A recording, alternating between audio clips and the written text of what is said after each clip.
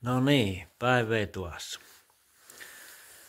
Nyt on naparemontti edistynyt ja edennyt siihen pisteeseen, että se on jo kasassa. Eli tiivisteitä piti tilata ulkomailta asti. Eli iso kasettitiiviste tänne väliin. Ja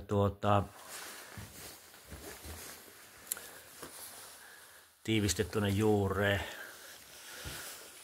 Se on nyt siinä kasassa ja tänään on nostopaikoilleen. Ja katsotaanpa sitten vielä.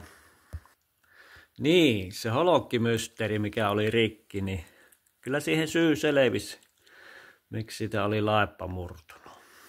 Eli tässä on vastaava vanha osa, mikä oli toisesta varaosan vasta, mutta onneksi katoin.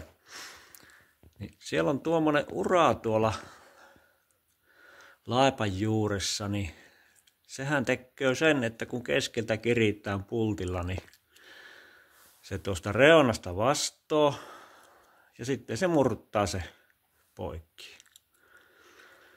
Niin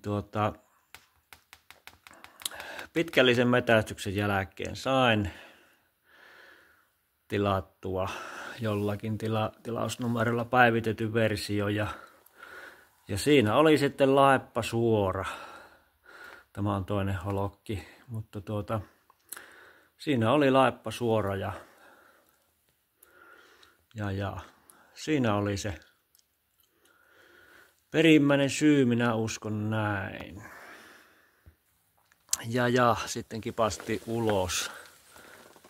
Siellä on uusi Steffa paikoillaan, peltirunkonen ja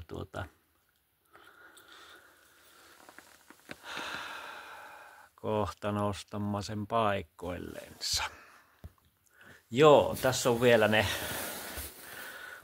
laakerointihommat sille navalle, niin yläpiä tulloo kiinteästi ilman säätölevyjä. Siellä on jarrulle öljykanavat, pitää orenkaat muistaa laittaa. Mutta tämä alapuoli on sitten, siinä on simmilevyt, niillä passataan sitten se välyys kohilleen. Ja ei muuta kuin pultit kiinni. No niin, nyt ollaan tässä vaiheessa. Napa on saatu tänne paikoillensa ja akselin spoorit loksahti tasauspyörästöön, niin se on paikoillansa. Sitten on nämä ylälaakeroinnit.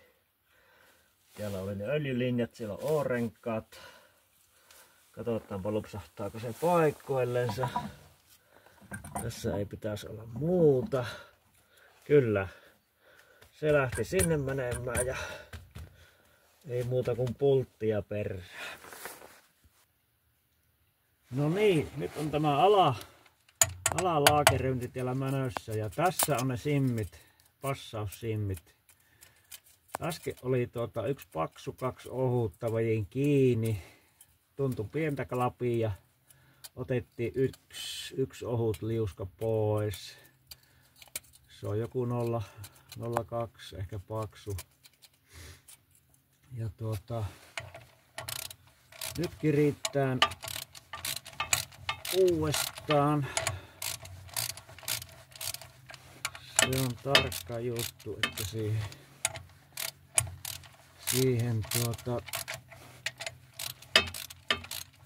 ei saa jäädä liikaa väliä eikä liian tiukalle. Katsotaanpas kohta miltä se näyttää. Joo, sepä on siinä. Ne alasimmit sieltä piti ottaa kaksi pois, niin nyt se on semmonen sopiva, että siinä ei tuntunut välystä ja tämä kuitenkin pyörii vielä hyvin tässä. Joo, ei muuta kuin momenttiin nuo lätkät ja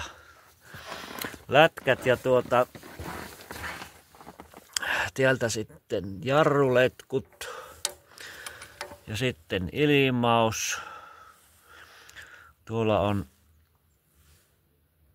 jarrulle ilmausruuvi, tuossa on nippa. Ja siis rasvanippa tälle ylälaakeroinnille ja paineet sinne ja ruuvia auki ja ilmat pois. Se on silloin siinä.